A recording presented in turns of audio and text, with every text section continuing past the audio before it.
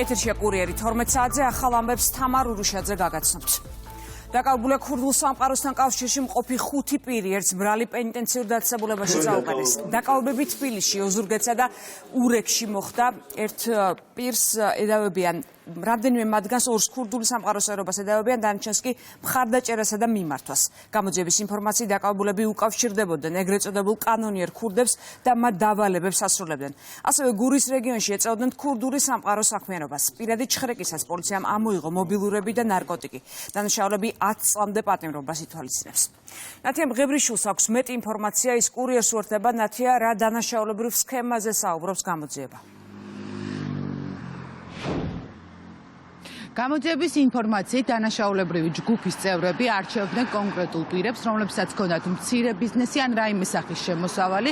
შემდეგ უკვე მფარველობის და კონკრეტული გარიგების სანაცვლოდ ისინი მათგან ითხოვდნენ თანხას. საუბარია სულ რაღაც 1800 და 5000 ლარზე. ამის შემდეგ უკვე ჩანაწერების მიხედვით ირკვევა ის, რომ ქურდულ სამყაროსთან კავშირში მყოფი პირები ამ თანხას ერთმანეთში ინაწილებდნენ. შინაგან საქმეთა სამინისტროს მიერ გავრცელებულ მასალაში ისმის ასევე ის ფაქტიც, რომ იმ შემთხვევაში თუ დათქმული ვადა ამოიწურებოდა, ისინი ერთმანეთს უკვე ფიზიკურადაც უსწორდებოდნენ.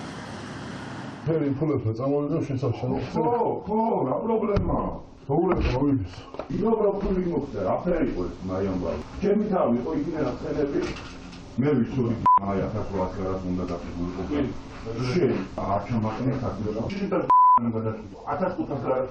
ხო, ახლა დამადეთი რა, მაიპური რაცა დარჩენილი ზემოდან 1800 ლარს რაცა დარჩენილი გაასწორე და ბოლომდე. აპრობლებია რატომიერთი და დაგერა ბელადები მოდის. ეს რაღაც უნდა ამერიკა, უნდა მეკითხა, ხოდაზე ბოდიში. ვერჯერ ახლა ბოდიში ვისწავლა შენი ბოდიში რა თქმა უნდა ყოფილდება ბოდიში. შენ ახლა პროვაში რომ უთხარი და ხიდი ყველადაც მეკითხება შენ. თუნდა მემარჯვენაში ხარ ცუდა.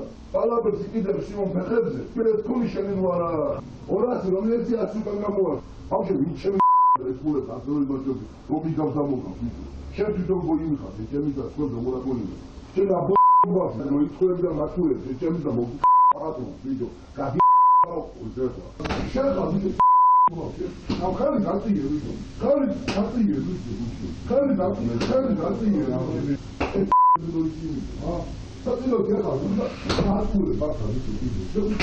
ელიტა ნახევრამდე მაინც ასარეთი აგრა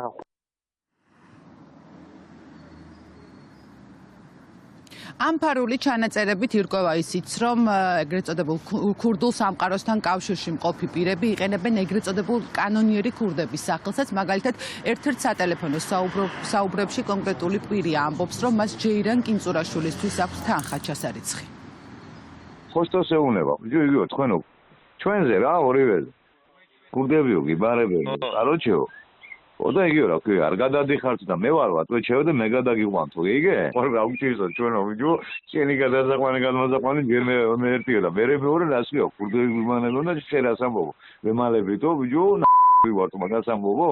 რაო ბიჭო, რა გითხარ ჯეირანაზე მაქვს ფული ჩასარიცხი. შენ ბიჭო უეჭელის მნიშვნელობა უწოდებს, ნუ? ა?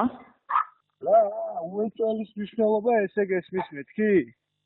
ჩალიჩო ძმა და 6 საათი მომიტანებენ და დაგირით. გადასარიცხი მაქვს ჯეირანასთან. სადაგდიხარ ბიჭო? სახლი. შენ მოგშეს კეთილებს, ეგ შენ არ გითხარი ბიჭო დღეს 300 ყველა დაურიცხე მეთქი ჯერ რატომ იაკელი 350, მაგრამ მერე რა იყო ბიჭო კიდევ 100 რომ მიგიკლია. ბავშვო დილით მომიტანე ის ფული თუ ამბო. გაიგე? კი, თქვენ დაშვებით. ეიდე ბიჭო არა გავი.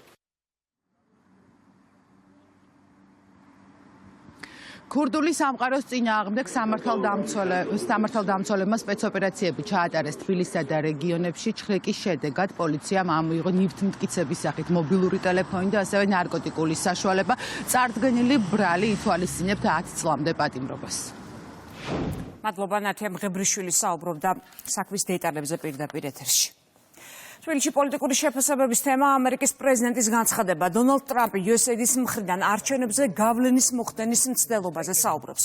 USAID შესაძლოა ჰქონოდა როლი, თუმცა შედეგები იმდენად მასშტაბური იყო, რომ მისი გაყალბება შეუძლებელი იქნებოდა, განაცხადა ტრამპმა ჟურნალისტებთან. პარალელურად ცნობილი ხდება, რომ ტრამპის ადმინისტრაციამ ნედს დაფინანსება შეუჩერა. სახაზინო დეპარტამენტმა უარი განაცხადა თანხების გაცემაზე. დემოკრატიის ეროვნულ ფონდში განაცხადეს, რომ ვეღარ გადაიხდიან ხელფასებს და ვერ დაფარავენ მთავარ ხარჯებს. პოლიტიკური განცხადებებით ქეთი ზანთარაია განაგზობს თემაზე საუბარს. ქეთი ეთერში ხარ. USAID-თან დაკავშირებით დონალდ ტრამპის მორი განცხადების შემდეგ ჩვენ მოვისმინეთ როგორც საპარლამენტო პოლიტიკური ჯგუფების, ასევე ოპოზიციის წარმომადგენლების შეფასებები. საპარლამენტო პოლიტიკურ ჯგუფებში ამბობენ, რომ დონალდ ტრამპის განცხადება იმასთან დაკავშირებით, რომ ამერიკის შეერთებული შტატების და ინდოეთის არჩევნებთან დაკავშირებით სავარაუდოდ და შესაძლო არის, რომ USAID გარკვეულ გავლენას ახდენდა, დაადასტურა მათი განცხადებები იმასთან დაკავშირებით, რომ ეს ორგანიზაცია გარკვეულწილად ერეოდა და სავარაუდოდ მცდელობა ჰქონდა საქართველოში ჩატარებულ არჩევნებთან დაკავშირებითაც ზეგავლენა. მოეხდინა, როგორც მაგალითად ხალხის ძალაში აცხადებენ, ამ საფრთხეებთან დაკავშირებით მათ არაერთი განცხადება აქვთ წარსულში გაკეთებული და არაერთი წერილი აქვთ გამოქვეყნებული. რაც შეეხება ოპოზიციას, ხელისუფლების ოპონენტები გამორიცხავენ ასეთ შესაძლებლობას USAID-ის მხრიდან და ამბობენ, რომ ერთადერთი შეცდომა მათივე შეფასებით, რომელიც ამ ორგანიზაციას აქვს დაშვებული არის ის, რომ ის აფინანსებდა გარკვეულ პროექტებს, რომელიც განხორციელდა სწორედ ქართული ოცნების პირობებში. არჩევნებზე ერთადერთი გავლენა მოახდინა რუსეთთან დაკავშირებულმა დაჯგუფებამ. საქართველოს შემთხვევაში ნომერ პირველი პრობლემა არის, რომ კლანური სასამართლოს ფასადურ რეფორმას რო აფინანსებდა USAID, ნამდვილად პრობლემაა. ასევე პრობლემაა, რომ ჩინეთთან მოთანამშრომლე ხელისუფლებას, რომელმაც ანაკლიის სპორტი უნდა რომ გადასცეს ჩინეთს, რომ ეხმარებოდა აღარ არის ეს პოლიტიკაში ფასადური რეფორმების შესაქმნელად, ეს შეცდომა. აი მაგალითად, როდესაც იუსტიციის სახლის გაკეთებაში მე მეხმარებოდა USAID, როცა მუშაობდა, ეს იყო ძალიან სწორი, იმიტომ რომ ერთ-ერთი წარმატებული რეფორმაა მსოფლიოში. USAID-ის საკითხი ჩვენ შეგვიძლია ვთქვათ, რომ არის ერთ-ერთი ნათელი დასტური იმისა, რომ ჩვენ საუბრობდით და წერილებს წერდით აბსოლუტურად სწორ და მართალმტკიცებულებებზე დაყრდნობით. როდესაც საუბრობთ, რომ USAID სამწუხაროდ აფინანსებდა ისეთ პროექტებს საქართველოში, რომელიც გაყალბებულ არჩევნებს აცხადებდა და ეს მერე დადასტურდა, თავად სამართლიანი არჩევნების დირექტორმა დაადასტურა ეს, რომ USAID-მა იცოდა ერთი თვის განმავლობაში, რომ სამართლიანი არჩევნების პარალელური დათვლები იყო გაყალბებული და მხოლოდ 11 დეკემბერს გააჟღერეს ეს ფაქტი. აი წარმოიდგინეთ, რას აფინანსებდა USAID, რომ თურმე მხოლოდ კეთილ საქმეებს ხმარდება USAID-დან ჩამორიცხული თანხები აქაური NGO სექტორის სახით. ეხლა ხო დარწმუნდით, მეგობრებო, რომ თურმე USAID არა მხოლოდ საქართველოში, მაგრამ საქართველოშიც აფინანსებდა უკანონოდ ხელისუფლებების გადატრიალებას, რადიკალურ პროცესებს. დონალდ ტრამპის ინაუგურაციის შემდეგ კითხვის ნიშნის ქვეშ დგას, რა სტატუსით მოუწევს საქმიანობის გაგრძელება USAID-ს. ეს საკითხი, რა თქმა უნდა, მას შემდეგ დადგა დღის წესრიგში, რაც ახალი პრეზიდენტის პირობებში ამ საერთაშორისო ორგანიზაციის საქმიანობის შესწავლა დაიწყეს ამერიკის შეერთებულ შტატებში, თუმცა ეს, როგორც ჩანს, არ იქნება ერთადერთი ორგანიზაცია, რომლის ფუნქციონირება შეიძლება ეჭვის ქვეშ დაადგეს და კითხვის ნიშნის ქვეშ დაადგეს, როგორც უკვე თქვენ აღნიშნეთ, დასაწყისში დაფინანსება დონალდ ტრამპის ადმინისტრაციის გადაწყვეტილებით შეუწყდა დემოკრატიის ეროვნულ ფონდსაც, იგივე ნედსაც და ამ ორგანიზაციაში თქვეს, რომ დაფინანსების გარეშე მათ გაუჭირდებათ მთავარი ხარჯების გაწევა. მადლობა თემაზე ქეთი ზანთარაია საუბრობდა. მართული გუნდი საქართველოში გერმანიის ელჩის მანიპულაციურ განცხადებაზე საუბრობს. პეტერ ფიშერმა სოციალურ ქსელში დაწერა, რომ ევროკავშირი მოლდოვასთვის 1,8 მილიონიან დახმარებას ამზადებს, რომელიც 2027 წლამდე ქვეყნის ევროკავშირში გაწევრიანებისთვის მზადებას მოხმარდება. საქართველოში ზოგიერთი შეშფოთებას გამოთქვამს, რომ Deep State-მა შესაძლოა ევროკავშირი გაანადგუროს. როგორც ევროკავშირის მოქალაქე, მე ამ შეშფოთებას არ ვიზიარებს, წერს ფიშერი. საპარლამენტო უმრავლესობაში აცხადება, რომ მოლდოვა თანხას არა დახმარების სახით არამედ სესხად იღებს, რის შესახებაც ელჩი არაფერს ამბობს. ასეთი ტყუილები არაერთხელ უკადრებიათ ელჩებს, რომ ეს ვალია, რა თქმა უნდა, და სესხია და არანაირი საჩუქარზე აქ არ არის საუბარი და კიდევ ერთხელ ვიმეორებ, ჩვენ კანდიდატი ქვეყანა ვართ უკვე 2 წელია თითქმის და სად არის მილიარდები, როცა გვეუბნებოდნენ მათ შორის აქ ვაი პოლიტიკოსები, კოლექტიური ნაცმოძრაობიდან, არასამთავრობო სექტორიდან, ზოგიერთი ელჩი მილიარდები დაკარგაო საქართველოსმა 2022 წელი იყო თუ არ ვცდები, კანდიდატის სტატუსზე რო უარი გვითხრეს. მილიარდები დაკარგაო. სად არის ეს მილიარდები? 2 წელია უკვე კანდიდატის სტატუსი გვაქვს. სად არის აბა ეს მილიარდები? აი ასეთი ტყუილები ცხოვრობენ თავიდან ბოლომდე და შესაბამისად ელჩი იქნება ეს თუ ნებისმიერი წარმომადგენელი უნდა თავს ძალა დაატანოს და იმ ქვეყანაში ელჩის მოვალეობა შეასრულოს და არა პოლიტიკოსის და მით უმეტეს რადიკალი პოლიტიკოსის. თბილისში გრძელდება დისკუსია ევროპარლამენტის რეზოლუციასთან დაკავშირებით, რომელიც სტრასბურგში გუშინ მიიღეს. დოკუმენტში ჩაიწერა მედიის მფლობელთა სანქცირების მოთხოვნაც. რეზოლუციის ამ ნაწილის ინიციატორი დევიდ მაკალისტერია, რომელიც დემოკრატიის ევროპულ ფონდს ხელმძღვანელობს. ქართულ ოცნებაში აცხადებენ, რომ სწორედ ეს ფონდი აფინანსებს ოპოზიციურ მედიას და რეზოლუციაში გაკეთებული ჩანაწერითაც საკუთარ ინტერესებს ატარებს. ის რომ არა მხოლოდ მაკალისტერის, არამედ ოპოზიციის დამსახურება, გალაშქრება კონკრეტული მედიების წინააღმდეგ, იმ მედიების წინააღმდეგ, რომლებიც მათთვის მიუღებელი არიან, მათ შორის იმ ტელევიზიებზე, რომლებზეც იყო საუბარი, ყველაზე რეიტინგული ტელევიზიები ჩვენს ქვეყანაში, რომლებიც ემსახურებიან სიმართლეს და განსხვავებით ოპოზიციური ტელევიზიებისგან ახდენენ სიმართლის ტირაჟირებას და არა ცილისწამების და დეზინფორმაციის, რა თქმა უნდა, ასეთ მედიებზე სანქციების ამოცანა არის, რომ ქვეყანაში არ ისმოდეს მათთვის განსხვავებული, მათთვის მიუღებელი აზრი და როცა ოპოზიცია მიდის იმაზე, რომ დასანქცირდეს ის მედიები, რომლებიც მათთვის მიუღებლები არიან, წარმოიდგინეთ ხელისუფლებაში რო იყვნენ, რას უზამდნენ ამ მედიებს, ალბათ იმაზე უარეს, რაც უხნეს იმეც 2007 წელს და რაც უხნეს იგივე რუსთავი ორთობეთიც ხელოვნურად გააკოტრეს თავის დროზე კანონიერ მეპატრონეს წაართვეს და ასე შემდეგ. ამიტომ ამ რეზოლუციაში პირდაპირ იკითხება, როგორი საქართველო უნდა იხილოს ევროპარლამენტის გარკვეულმა პოლიტიკურმა ჯგუფებმა. უკრაინაში ომის დასრულების საკითხზე მოლაპარაკებები იწყება. დღეს მიუნხენში ერთმანეთს ამერიკის და რუსეთის წარმომადგენლები შეხვდებიან. მიწვეულია უკრაინაც, თუმცა სავარაუდოდ კიევის შეთავაზებას არ მიიღებს. უკრაინა უკმაყოფილოა, რომ მოლაპარაკებების მაგიდასთან ევროკავშირის წარმომადგენლები არ იცხდებიან. მას შემდეგ, რაც კიევმა და ევროპელმა მოკავშირეებმა ამის გამო შეშფოთება ღიად გამოთქვეს, ამერიკის პრეზიდენტმა განაცხადა, რომ სამშვიდობო მოლაპარაკებებში უკრაინაც ჩაერთვება. მისივე თქმით, სისულელე იყო ბაიდენის განცხადებები, რომ უკრაინას ნატოში გაწევრიანება შეეძლო. ამერიკის პრეზიდენტმა ასევე დააფიქსირა, რომ რუსეთის დიდ მშვიდეულში დაბრუნება სურს.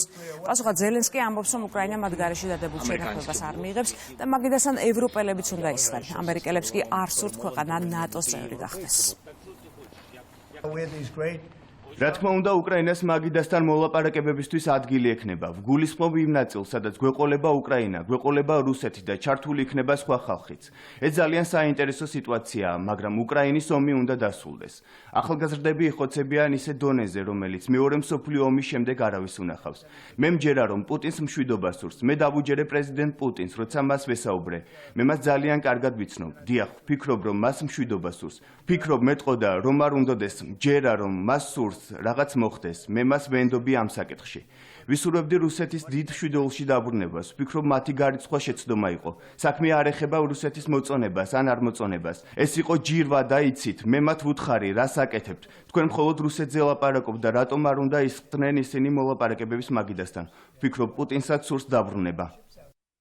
მნიშვნელოვანია, რომ ყველაფერი პუტინის გეგმის მიხედვით არ წავიდეს, რომლითაც მას უნდა მოლაპარაკება ორმხრივი იყოს მას და შეერთებულ შტატებს შორის. ჩვენ როგორც სუვერენული ქვეყანა ჩვენ გარეშე დადებულ შეთანხმებას არ მივიღებთ. მე მჯერა, რომ ევროპელებიც უნდა იყვნენ მოლაპარაკებების მაგიდასთან, რადგან ჩვენ ვართ ევროპის ნაწილი და აუცილებლად ვიქნებით ევროკავშირის წევრი. მე პრეზიდენტ დონალდ ტრამპს ვუთხარი, რომ უსაფრთხოების გარანტიები ჩვენთვის პრიორიტეტია და ამერიკის გარეშე გარანტიებს ვერ ვხედავთ. მე ვიცი, რომ ამერიკელებს არ უნდათ, რომ ჩვენ ნატოს წევრი გავხდეთ. სიმართლე რომ გითხრათ, ჩვენ ძალიან გაგვიჭირდება. Вы знаете данный ход. Так или иначе, конечно же, Украина. ასე თუ ისე უკრაინა მიიღებს მონაწილეობას მოლაპარაკებებში, რა თქმა უნდა, იქნება ამ დიალოგის რუსულ-ამერიკული ორმხრივი მიმართულება და ასევე უკრაინის ჩართულობით წარმოებული მოლაპარაკებები. რა თქმა უნდა, ამგვარი შეხვედრების ორგანიზებისთვის დრო არის საჭირო. ეს შესაძლებელია რამდენიმე კვირა ან თვე იყოს. მას შემდეგ, რაც ლიდერებმა პოლიტიკური ნება გამოთქვეს და სამუშაო კონტაქტების დასაწყებად თანაშემწეებს ყველა შესაბამისი განკარგულება მისცეს. მოთმინება გვმართებს, რომ ამ კონტაქტებმა მუშაობა დაიწყოს. ზელენსკის პოზიციას იზიარებს შოლციც. გერმანიის კანცლერი ამბობს, რომ უკრაინის შესახებ გადაწყვეტილებები უკრაინელების გარეშე არ უნდა მიიღოთ. ისევე როგორც ევროპაზე ევროპელების გარეშე. ეს არის მოცემულობა, რომელზეც ევროპაში ყველა პარტნიორი თანხმდება. საკითხზე ესაუბრა ევროკავშირის უმაღლესმა წარმომადგენელმაც. კაია კალასი ამბობს, რომ ევროპის ზურგს უკან მიღწეული არც ერთი გარიგება არ იმუშავებს. უკრაინა გააგრძელებს წინააღმდეგობას, ევროპა კი ომში მყოფი ქვეყნის მხარდაჭერას. Nichts über die Ukraine ohne die Ukrainer. არც ერთი საკითხი არ უნდა გადაწყდეს უკრაინელების გარეშე, იგივე ეხება ევროპასაც. ეს მოცემულობაა. ამ საკითხში ყველა ჩვენი ევროპელი მეგობარი და პარტნიორი გვეთანხმება. სიცხადისთვის ვიტყვი, რომ მშვიდობა მდგრადი უნდა იყოს და უკრაინის სუვერენიტეტი უნდა უზრუნველყოს. ზუსტად ამიტომ ჩვენ არასდროს დაუჭერთ მხარს ნაკარნახევ მშვიდობას და არ დავეთანხმებით არც ერთ გადაწყვეტილებას, რაც ევროპის და ამერიკის უშიშროებაში ბზარს გააჩენს. მხოლოდ ერთი ადამიანი პუტინი მიიღებს აქედან სარგებელს. ჩემთვის ერთი საკითხი აბსოლუტურად ცხადია. ნებისმიერი შეთანხმებული გადაწყვეტილება უნდა აძლევდეს უკრაინას შესაძლებლობას ჰყავდეს შეიარაღებული ძალები, რომლებსაც რუსეთის განმეორებით თავდასხმის შემთხვევაში ამის მოგერიება შეძლება. ნათელია, რომ ჩვენს ზურგს უკან ნებისმიერი გარიგება არ იმუშავებს. ნებისმიერ შეთანხმებას ასევე სჭირდება უკრაინისა და ევროპის მონაწილეობა. ცხადია, რომ დამშვიდება ასევე ყოველთვის წარუმატებელია. ასე რომ უკრაინა გააგრძელებს წინააღმდეგობას და ევროპა გააგრძელებს უკრაინის მხარდაჭერას. თქვენ გჭირდებათ ევროპა და უკრაინა ამ შეთანხმების შესასრულებლად. ასე რომ მოლაპარაკებების მაგიდასთან ჩვენს გარეშე თქვენ შეიძლება შეთანხმდეთ რაზეც გინდათ, თუმცა ეს უბრალოდ წარუმატებელი იქნება შესრულების გარეშე. ნებისმიერი სწრაფი მოგვარება არის ბინძური გარიგება, რომელიც წარსულში გვინახავს. როდესაც ვსაუბრობთ მაგალითად მინსკის შეთანხმებებზე და ეს უბრალოდ არ იმუშავებს. სამშვიდობო მოლაპარაკებების დაწყებაზე ისაუბრა ნატოს გენერალურმა მდივანმაც. ალიანსი უკრაინას სამომავლოდ წევრობას დაპირდა, თუმცა არა ომის დასრულებისანავე და არა რუსეთთან სამშვიდობო მოლაპარაკების პირობით. მისივე თქმით, მნიშვნელოვანია სამშვიდობო შეთანხმება შედგეს და დადგეს ისეთი პირობები, რომელიც უკრაინის ინტერესებს დაიცავს.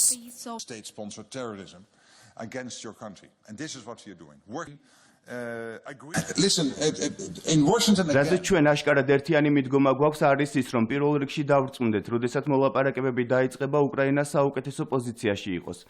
არსებობს გზა, სადაც ჩვენ უნდა დავრწმუნდეთ, რომ მოლაპარაკებები წარმატებული იქნება და მნიშვნელოვანია, რომ სამშვიდობო შეთანხმებას მივახციოთ. ასევე უნდა უზრუნველყოთ, რომ პუტინმა გააცნობიეროს, დასავლეთი ერთიანია, იღებს ყველა საჭირო მხარდაჭერას, რომელიც გამარჯვებისთვის სჭირდება. ეს ძალიან მნიშვნელოვანია, მაგრამ ასევე მნიშვნელოვანია ის, რომ მას ესმოდეს, რომ ჩვენ ამ მოლაპარაკებებს მხოლოდ მაშინ დავასრულებთ, როდესაც აბსოლუტურად დავწმუნდებით, რომ შედეგი მდგრადი და გრძელვადიანი იქნება. პუტინი ძლიერი მომლაპარაკებელი და ძალიან არპროგნოზირებადია. საბოლოო ჯამში ჩვენ გვინდა სამშვიდობო შეთანხმებას მივახციოთ და ის იქ გვჭირდება, რადგან მან დაიწყო აგრესიული ომი უკრაინის წინააღმდეგ. ნატო უკრაინის მომავალი წევრობის ერთგულია, თუმცა არასოდეს ყოფილა შეთანხმება იმაზე, რომ როდესაც სამშვიდობო მოლაპარაკებები დაიწყებოდა, ეს მოლაპარაკებები აუცილებლად ნატოს წევრობით დასრულდებოდა. სამშვიდობო მოლაპარაკებებზე საუბრის დაწყების პარალელურად უკრაინაში საომარი მოქმედებები გრძელდება. საჰაერო განგაში იყო ღამით რამდენიმე ოლქში, მათ შორის კიევში. დაიბომბა სუმის ოლქის სასაზღვრო დასახლებებიც, მოხდა 100-ზე მეტი აფეთქება.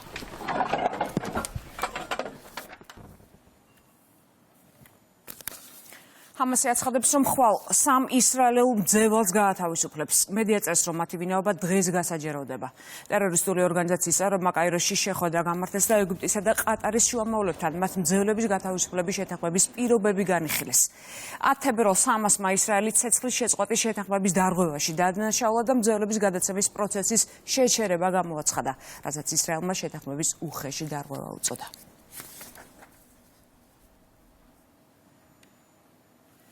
ამერიკის სახაზინო დეპარტამენტმა სისხლის სამართლის საერთაშორისო სასამართლოს პროკურორს კარიმ ხანს საქციები დაუწესა. ყველა აქტივი, რომელსაც ფლობს, პროკურორი გაყიდულია და მას ქვეყანაში შესვლა ეკრძალება. სანქციებს ხელი ტრამპმა გასულ კვირას მოეწერა. შეგახსენებთ, კარიმ ხანს გაცემული აქვს ისრაელის პრემიერ-მინისტრის და თავდაცვის ყოფილი მინისტრის, ასევე პუტინის დაკავების ორდერები. ტექნიკური გამომართაობის გამო მარკო რუბიოს თვითმფრინავი ენდრიუსის ბაზაზე დაბრუნდა. ამერიკის სახელმწიფო მდივანი მიუნხენის უსაფრთხოების კონფერენციაზე მიფრინავდა. ირკვევა, რომ ხომალდის საქარე მინაზე ბზარი გაჩნდა, რის გამოც ეკიპაჟმა აფრენიდან დაახლოებით 90 წუთში უკან დაბრუნება გადაწყვიტა. სახელმწიფო მდივნის პრეს-სპიკერის განცხადებაში ნათქვამია, რომ მარკო რუბიო მიუნხენში და ახლო აღმოსავლეთში სხვა თვითმფრინავით იმგზავრებს. ამ დრომდე უცნობია, შეძლებს თუ არა ის მიუნხენის კონფერენციაზე ზელენსკისთან შეხვედრას, რომელიც დღეს იყო დაგეგმილი. საბოტაჟისა და მტრულ საქმიანობაში დახმარების საქმეზე პროკურატურაში გამოკითხვები გრძელდება. უწყებაში უკვე 1 საათია ნეიტრალური საქართველოს წევრი ბიძინა გიორგობიანი იმყოფება, რომელმაც ჩვენება გუშინაც მისცა. მოძრაობის მიმართვის საფუძველზე პროკურატურამ გამოძიება 8 თებერვალს დაიწყო. გამოძიების შეკითხვებს უკვე უპასუხა საჩივრის 3 ავტორმა.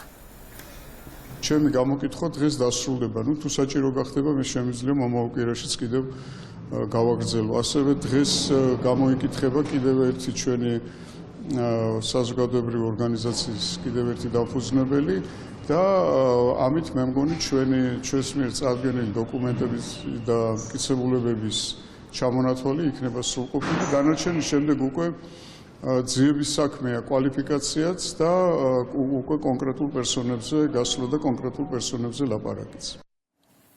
ერგლიანში ინციდენტების პრევენციისა და მასზე რეაგირების მექანიზმის ფარგლებში მორიგი შეხვედრა დაიწყო. მხარეები საოკუპაციო ხაზთან ბოლო პერიოდში განვითარებულ მოვლენებზე მსჯელობენ.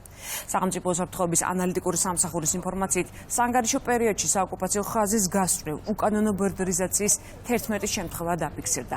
ამ დროისთვის ცხინვალის ციხეში უკანონო პატიმრობაში საქართველოს 6 მოქალაქე რჩება.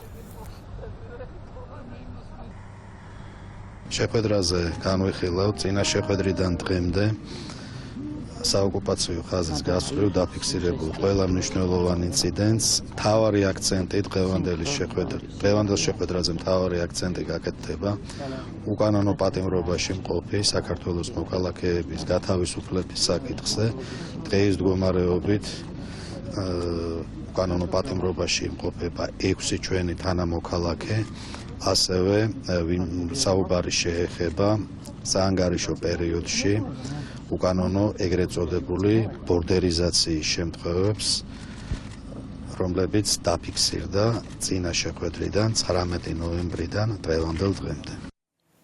10 მიზეზი თუ რატომ უნდა შეიყვარო თბილისი. ბრიტანული დაბლ ბიუჯეტური ავიაკომპანია EasyJet საბორტო ჟურნალ Traveler-ში ვრცელ სტატიას აქვეყნებს და იმ მიზეზებზე წერს, რის გამოც საქართველოს დედაქალაქი 2025 წლის მოსანახულებელ ქალაქთა სიაში მოხვდა. საქართველოს დედაქალაქი პოპულარობის ზენიტშია. თბილისში მომსხვერი ქალაქია, სადაც ქვაფენილიანი ქუჩები და ქალაქის ისტორიული ცენტრი მის მრავალსაუკუნოვან ისტორიას უსვამს ხაზს. ქალაქი გარშემორტყმულია გორაკებით, რომელიც არაერთ თავგადასავალს გვთავაზობს. აი მიზეზები, რატომაც თბილისი 2025 წელს ჩვენ სიაში მოხვდა, წერია ტექსტში. 2025 წლის მარტის ბოლოდან უკვე საქართველოს ავიაბაზარზე შემოდის ავიაკომპანია EasyJet. სწორედ საქართველოს პოპულარიზაციის მიმართულებით ჩვენ აქტიურად დავიწყეთ თანამშრომლობა ავიაკომპანია EasyJet-თან და British Airways-თან და დღეს უკვე ავიაკომპანია EasyJet-ის საბორტო ჟურნალში განთავსებული არის სტატია საქართველოს შესახებ, თუ რატომ უნდა ესტუმროთ 10 მიზეზი თუ რატომ უნდა ესტუმროთ თბილისს.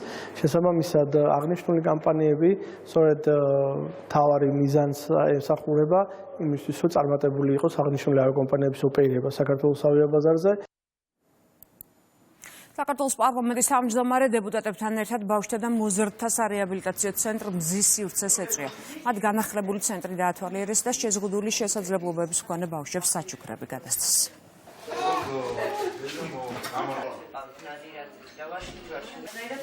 შევაგუოთ საკუთარ შვილებს იმყოფებით ერთ-ერთ სარეაბილიტაციო ცენტრში მზის შვილებთან, სადაც 50-მდე აღსაზრდელი სწავლობს და მონაწილეობს. აქ არის შესანიშნაო გარემო იმ განსაკუთრებული ქცევის მქონე ბავშვებისათვის, რომლებთან ეს საჭიროება აუცილებლად სჭირდებათ. ყველა პირობაა იმისათვის შექმნილი, რომ ბავშვები იმყოფებოდნენ კარგ გარემოში, ისწავლონ, იმხიარონ, ჩაუტარდეს ის აუცილებელი გაკვეთილები, რომლებიც მათთვის არის მნიშვნელოვანი და საჭირო. ჩვენი მოსვლის მიზანი იყო გვენახა სად იყვნენ მზის შვილები, რას აკეთებდნენ დღის განმავლობაში, მოუტანეთ უამრავი საჩუქარი და ჩვენი თანამშრომლობა, რა თქმა უნდა, გააგრძელდება ძალიან დიდ ხანს, მათ შორის მზის შვილების დღეებთან დაკავშირებულ ღონისძიებებში ჩართულობა საკრებულოსი და პარლამენტის იქნება ძალიან დიდი.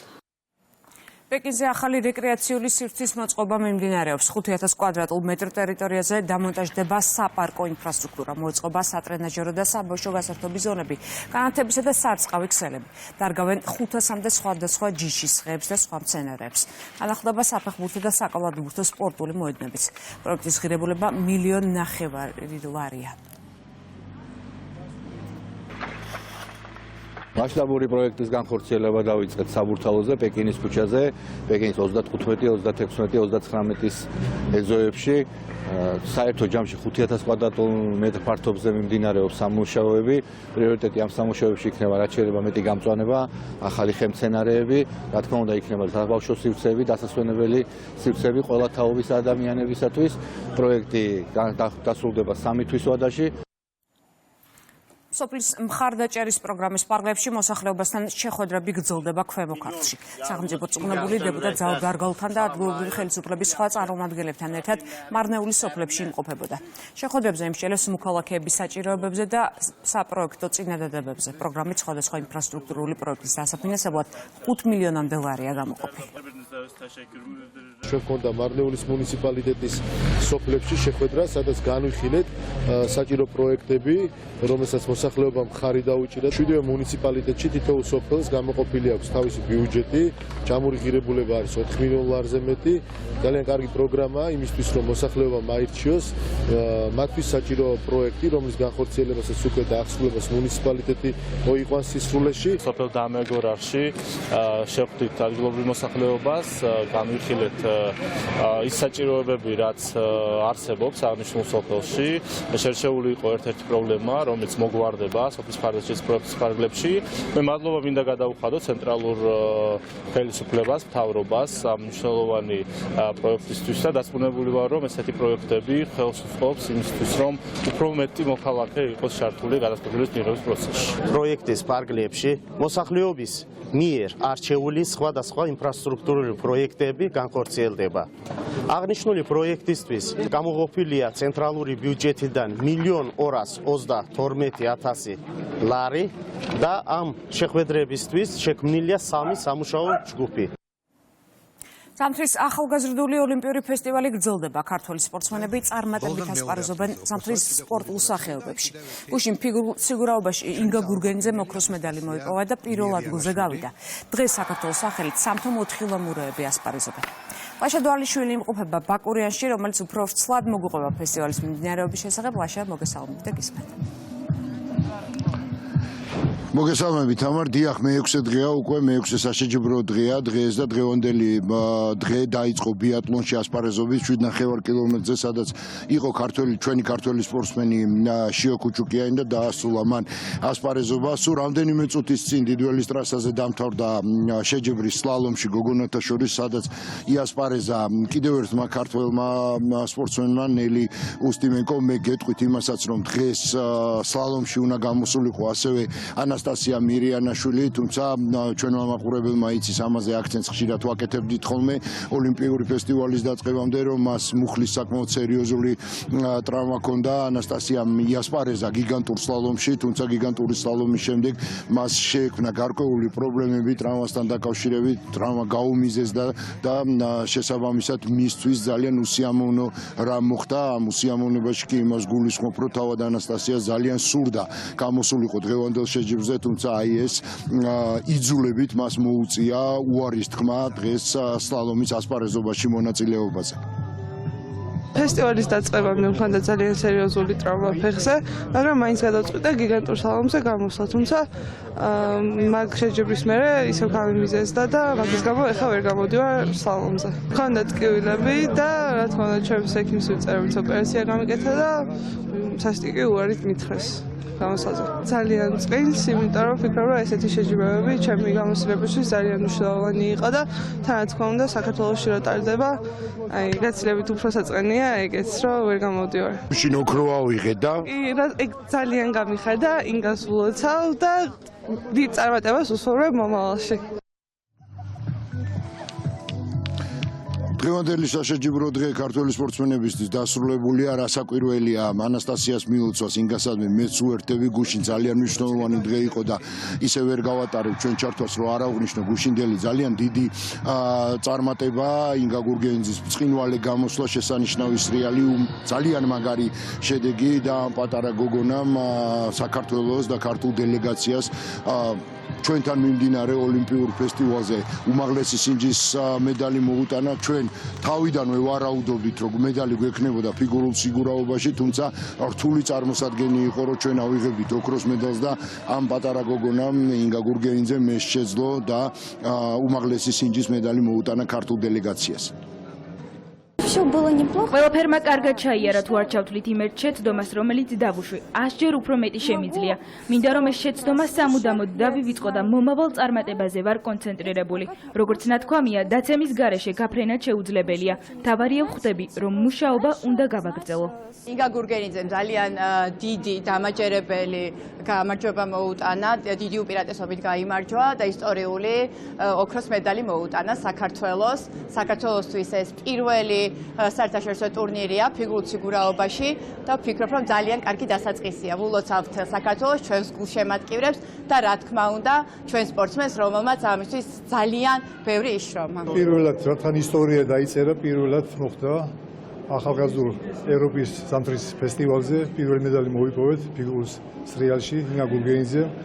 გაახარა მაყურებელი, გაგვახარა ჩვენს და ძალიან ბედნიერები ვართ. მივლოცავ თელსაკრებიან საქართველოს მივლოცავ იმ გულშემატკივრებს, ვინც თვალყურს ადენებდა, ძალიან ამაღელვებელი. მართლაც ისტორიული დღე იყო, გუშინდელი დღე და ეს ისტორია დაწერა ინგა გურგენიძემ. მე აქვე გეტყვით თამარო, ხვალინდელი დღე არის ბოლო საშეჯიბრო დღე ბაკურიანში მიმდინარე ოლიმპიურ ფესტივალზე. გუშინ ღამე 11 საათზე დაიწყო თოვა და დღემდე გრძელდება გადაუღებლად თოს. შაბათ-კვირა ახლოვდება უქმე დღეები, ასე რომ ვისაც უყვარს სრიალი, თოვლი და ზოგადად ესეთი გარემო, აუცილებლად უნდა ჩამოვიდნენ ბაკურიანში და დაისვენონ თუნდაც ორი დღე. მადლობა ლაშა დვალიშვილი გვერდებოდა ბაკურიანიდან. კურიერი ახლა გემშვიდობებათ 3 საათამდე, თქვენ კი შეგიძლიათ დღის სხვა სიახლეებს გაიცნოთ თქვენ და ჩვენ გვერდზე რუსთავი 2.G, ახლა კი ეთერს უთმობ შუადღეს.